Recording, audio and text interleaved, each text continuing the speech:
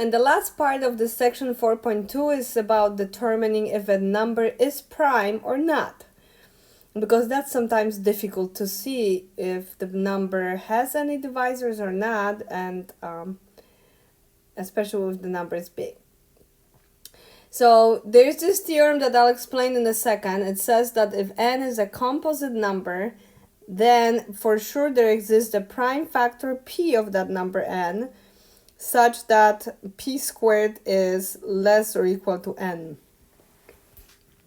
Why do we have it? Well, let me show you an example. Let's look at the number n, that's this. That's its prime factorization, right? So you take the smallest prime, that p that exists in the above theorem is the smallest prime, and that means that now if you replace each of the factors, and the prime number has, composite number would have at least 2 prime factors, right? If you replace the other prime factor by 3 as well, and the rest with 1s, okay, you're getting something smaller. So because 3, you're replacing 5 by something smaller, right? 3 was the smallest, and 7 by something smaller. So replacing the other factors by something smaller produces a smaller number. So original number n is bigger than this, which is 3 squared. This is your p squared. So n is greater or equal than p squared, or p squared is less or equal than n, the same thing, right? So those statements I can also replace this way. And as long as I open the inequality symbol towards n, that means that that one is bigger. So those are statements saying the same thing.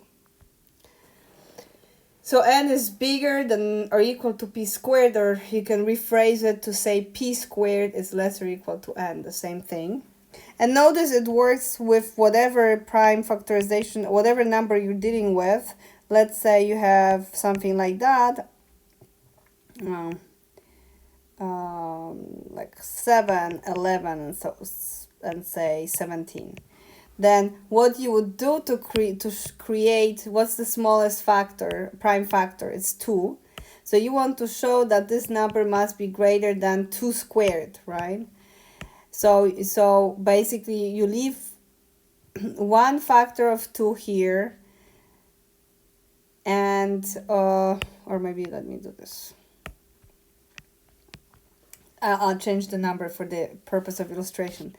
You leave one factor of 2, and then the one other factor you replace with 2, and the rest you replace with 1s.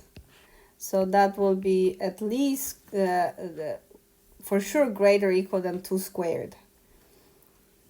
Okay, so any number of whatever prime factorization you take, you can show that it's always greater or equal than p squared, where p is the smallest prime factor. Another last example I'll give you, 5 times 7 cubed. So there are only 2 prime factors. I replace, I set aside 1 7, so I'm left with 7 squared. This I replace with 1, and this I will replace with 5. So this way I'm going to create something smaller. So that again is bigger or equal than 5 squared. So you can always, if the number is again composite, then p squared is less or equal than the original number, where p is the smallest of the prime factors that appear in the prime factorization. Okay, so how do we, what's the point of that? Because now we can use it the other way around. If a number is not composite, so if it cannot be decomposed into product of prime factors, that means that there will be no prime that there will be no prime p being that the number will not be divisible by any prime number p, such that p squared is less or equal to than n. So theorem 4.4, let me say it again, says if n is not divisible by any prime p, such that p squared is less or equal than n, then n must be prime, because then n cannot be composite, because again, any composite number would be divisible by the factor, there would be a prime factor p such that p squared is less or equal than n. And if such a prime factor p does not exist, that means that n is prime. Okay. So how will we use it? Well, we would just need, so what it means is essentially, one more thing before I give you the recipe. Essentially, this p squared less or equal than n, you can translate equivalently into p is less or equal than square root of n. So it is enough to check whether all the prime numbers that are less or equal to square root of n, whether they divide n. And if none of those prime factors which are less or equal to square root of n divide n, then means that n is prime. So you don't have to check any possible number. You just need to check all prime numbers up to square root of n. And if none of them divides the number, then nothing else will divide the number. Because if it, again, if there was the number were to be composite, then there would be prime factor less or equal than square root of n. Okay, so what that means, that we want to see, if it's not, of course, unless it's super obvious that it's divisible, say, by 10 or 2, but this one doesn't, I can't seem to find obvious divisors, so I take square root of the number. Okay, so you would have to grab a calculator and just type what's square root of 397, which, or if honestly, if you didn't have a calculator, I know it's less or equal than square root of 400, which is 20. So I could have checked all prime factors up to 20. Maybe I would check unnecessary one extra factor, but I have the limit up to what prime number I need to go. But of course, I will let you have a calculator on the exam, the one provided by HonorLog, so you might as well also just use it to calculate this. It's 19.9. Okay, so I need to check all prime factors up to 19.9, and I'm going to give you the list of all prime numbers up to 19.9. But honestly, I would hope that you could memorize first a few prime numbers, at least up to 20. So what do I need to check? I need to check the divisibility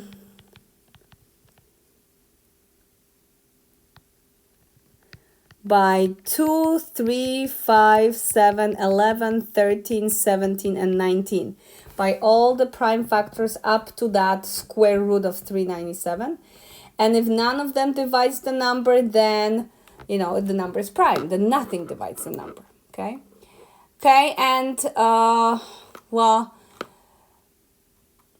we can easily check divisibility by 2, for sure not, because last digit would have to be divisible by 2, right?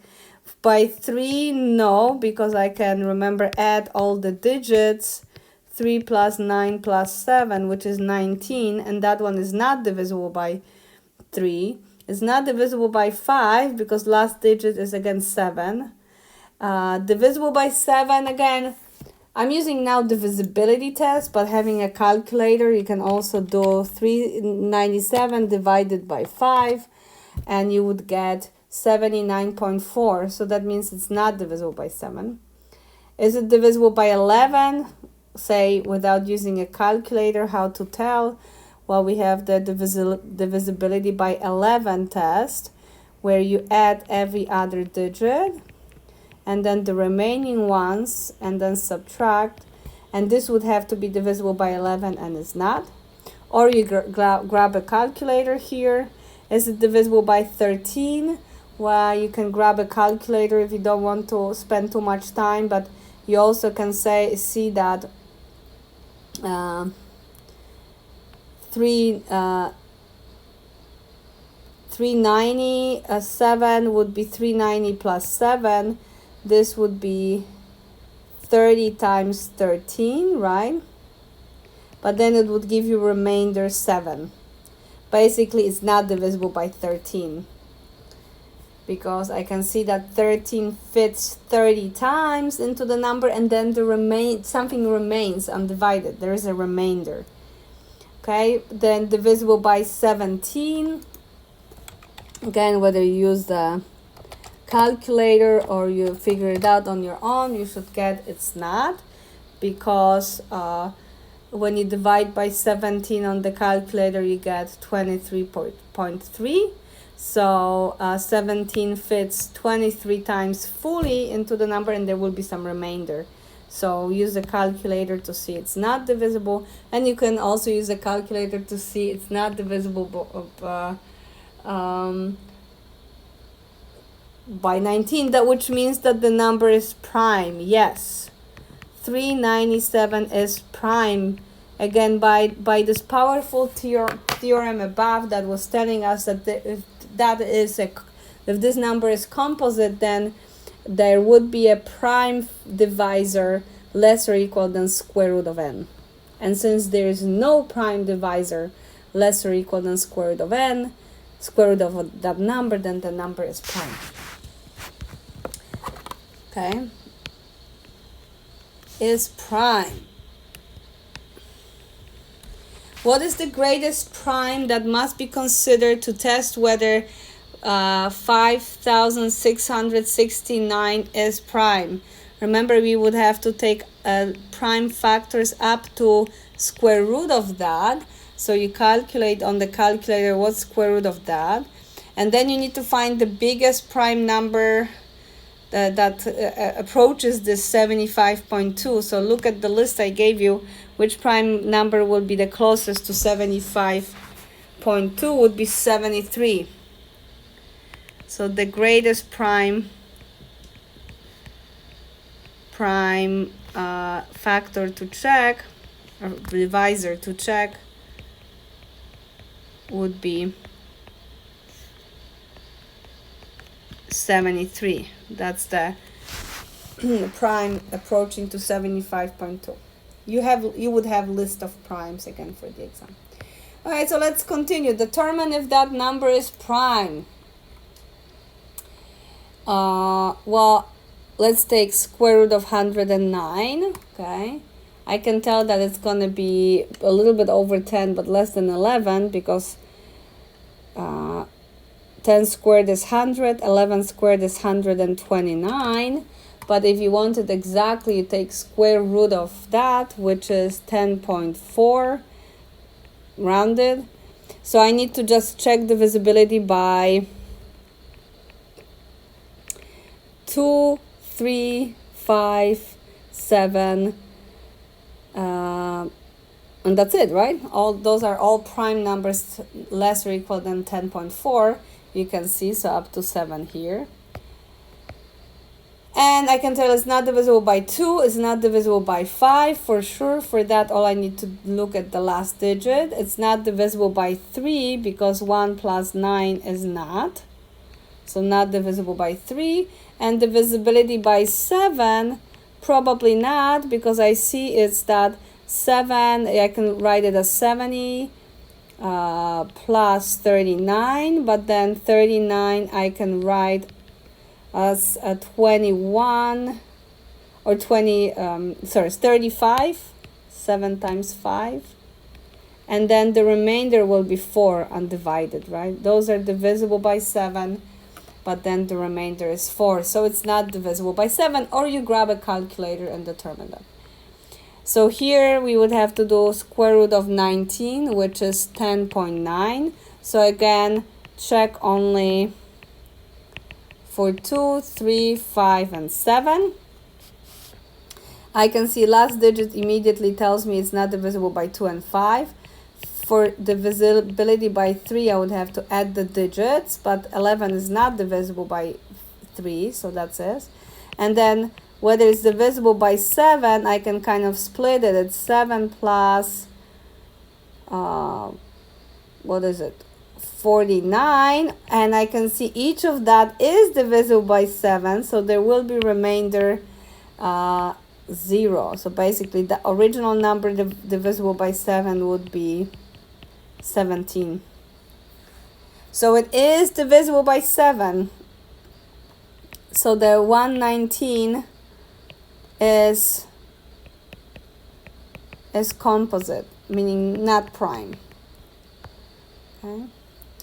33 obviously not prime. 3 times 11. So I didn't have to really. 101. Okay. That's tricky. I suspect it's not, but to be absolutely sure, I would have to test. Again, this is about 10.4. So I would have to check all prime factors up to that number. Sorry, 10.04, which would be 2, 3, 5, and 7. I see it's not divisible by 2 and 5. To check divisibility by 3, I need to add digits, but that's 2. 1 plus 1. And divisibility by 7 may be the most tricky. If I don't have a calculator, I can write it as such. And I see that this farther can be split into 28, which is divisible by 7 even more. And then the remainder would be 3, right? So that means it's not divisible by 7 as well. So that means this number is indeed prime.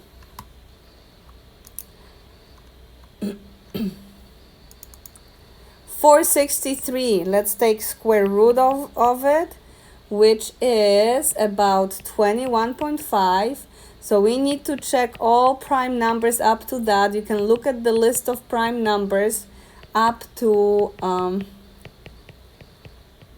21. That would be this, and then you can use a calculator for that. So you can but I think 2 and 5 are obvious.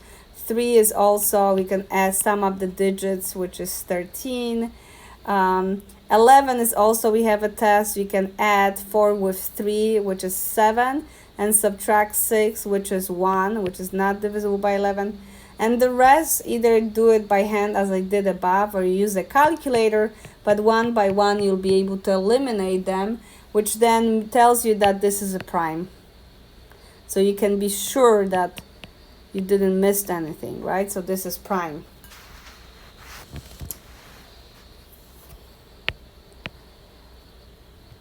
Square root of 97 is about 9.8. So I need to check divisibility by 2, 3, 5, and 7 only. And you can easily check those. And actually 7 too, you can probably see it's not divisible by 7. If not, grab a calculator, and if you divide it by 7, you will get some decimal. So this is prime. Now that one, I kind of here don't see any other way but to add what this is. Because this is 10 and 21, so 210 plus 1. And you can then check what's square root of 211, okay? And which would be about 14.5. And then you would have to check all prime factors up to that. So 2, 3, 5, 7, 11, and 13. So, and one by one, you'll be able to probably fairly quickly eliminate. And so you can say that that number is prime. And this is 210 minus 1, which is 209. And that one is not a prime. It's composite because I think it's divisible by 11. I see, because I look at the obvious tests, if you add every other digit and subtracted the remaining ones, which in here, in this case, really nothing to subtract, it's still 11, you would get number divisible by 11. So it's divisible by 11. So the number is composite.